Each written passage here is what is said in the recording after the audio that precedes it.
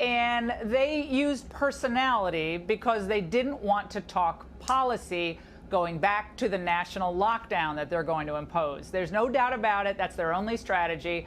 What are y'all thinking tonight after watching this? Well, name me one thing, one problem that the Democrats have solved since they took the majority: the power of the speaker. She spent her entire majority drumming up an impeachment that failed as well, and she doesn't even mention that. You know, they have no message, so all they do is mislead.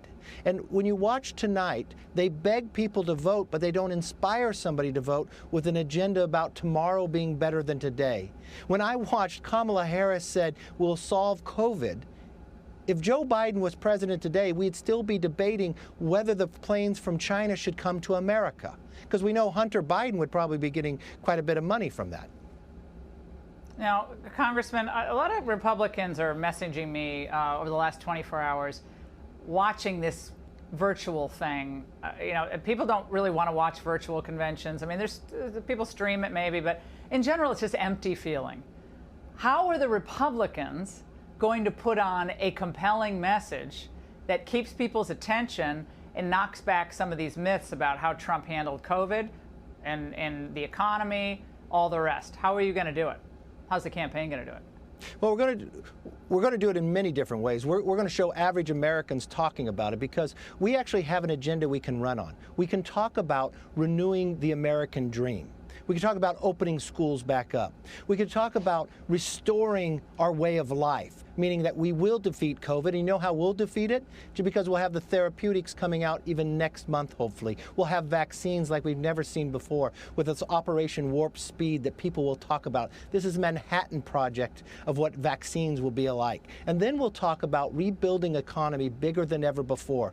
When Kamala Harris talks about raising all the boats to economy for everybody, we have a record of doing it, that it didn't matter what gender, what color of skin or others, we had a job for you. And that's the difference. 9.8 million jobs just in the last 3 months. We're showing the difference, instead of looking at what the Green New Deal, looking at what they want to do to defund the police or the border, or dismantle America, or destroy and let the mobs rule, as President Obama thinks that's the future. Well, they have an interesting way of trying to sell their candidate.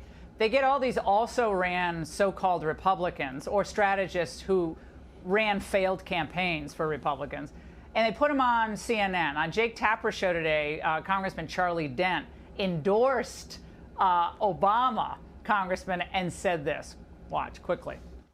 Is it possible that the Republican Party is now the party of deranged bigots, and there isn't a place in it any longer for a Charlie Dent? I have a lot of friends who are in Congress on the Republican side, and look, I know they're just as frustrated as I am, and they're not as in a position maybe to say it as I can, but they're frustrated, and they know this is very difficult, and that they're all in a bad situation, as is the party. Real quick, Congressman, deranged bigots, that's what Jake Tapper threw out there, the Republican Party. Nice. Oh, so they hire a former Republican on CNN and they're shocked by that. What about a Democrat who gets elected to Congress in the majority but leaves the party to join the Republican Party? That happened this year with Jeff Van Drew. That's much more telling than a sore loser who ran for president, or somebody who opened a studio in Hollywood, or somebody who works for Google. I think that tells much more about who believes in a philosophy and how we will win one more time. Yeah, well, CNN is just utterly disgusting as well, but no one's watching, so it doesn't matter. All right, Congressman, thanks so much.